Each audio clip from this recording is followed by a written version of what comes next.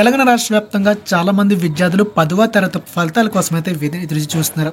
అయితే ఈ ఫలితాలకు ఆలస్యం అవుతుందంటూ చాలామంది అయితే అనుకున్నారు. కానీ అనుకోని విధంగా ఫలితాలు వేరంగానే వచ్చేస్తున్నాయి. దీనికి సంబంధించిన పూర్తి వివరాలే ఈ వీడియోలో చూద్దాం. అయితే ఈసారి విద్యాశాఖ అధికారులు పలు మార్పులు అయితే చేస్తున్నారన్నమాట. అయితే ఆ మార్పులు అంటే గ్రేడింగ్ విధానం ఇవ్వాలా, లేదంటే ఇదివరకు ఉన్నటువంటి మార్కుల పద్ధతిని ఇవ్వాలనేది వారైతే ఈ ప్రక్రియను ఆలోచిస్తున్నారు. దీనికి సంబంధించిన పూర్తి వివరాలు గట్ట మనం మాట్లాడదాం. దయచేసి ఈ వీడియో చూస్తున్న వారందరూ కూడా ఎవరైతే 10వ తరగతి ఖచ్చితంగా పాస్ అవ్వాలని కోరుకుంటున్నారో లైక్ చేసి మీ యొక్క ఒపీనియన్ తెలియచేయండి. అలాగే ఛానల్ సపోర్ట్ చేస్తున్నాండి.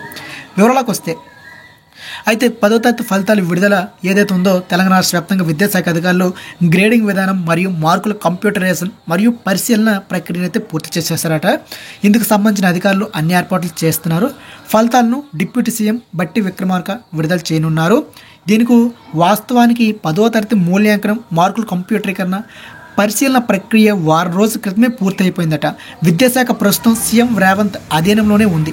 సీఎం విదేశీ పర్యటనతో ఆయన తుది నిర్ణయం ఆమోదం వరకు వేచి చూశారు.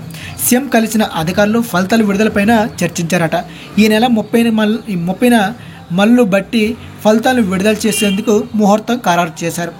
కాబట్టి గతంలో గ్రేడింగ్ విధానంలో విద్యార్థులకు జాతీయ లేదా రాష్ట్ర స్థాయి మార్కులు మాత్రమే ఇచ్చేవారు. కానీ ఈసారి ప్రతి సబ్జెక్టులో గ్రేడింగ్తో పాటుగా విద్యార్థి యొక్క మార్కులు మెమోలో పొందపరచబడతాయట.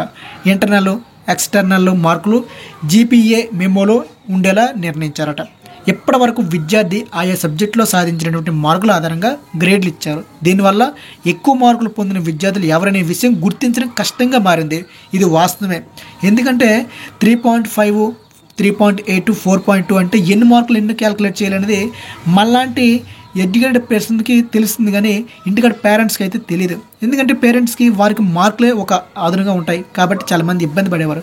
అయితే ఎవరు ఎన్ని పొందారో మార్కులు మిమ్మల్ని కూడా ఈసారి పొందుపరుస్తారట. ఈ సంవత్సరం 80 మార్కుల పరీక్ష సమయం, 20 మార్కుల అంతర్గత పరీక్ష విధానంతో విద్యార్థులు పరీక్షలు రాశారు. అయితే ఫలితాలను ఎలా చెక్ చేసుకోవాలి ఏంటని మీరు అనుకోవచ్చు. మీకు ఈ విధంగా చెప్తాను చూడండి. మనకు 2 రకాల వెబ్సైట్లు ఉంటాయి. ఇదే కాకుండా చాలా వెబ్సైట్లు అయితే ఉంటాయి. bsc.telangan.gov.in లేదా results.bsc.telangan.gov.in వెబ్సైట్లో కూడా మీరు చెక్ చేసుకోవచ్చు SMS ద్వారా. అలాగే మీకు SMS టైప్లో కూడా తెలుసుకోవచ్చు. నేను చెప్తాను. రిజల్ట్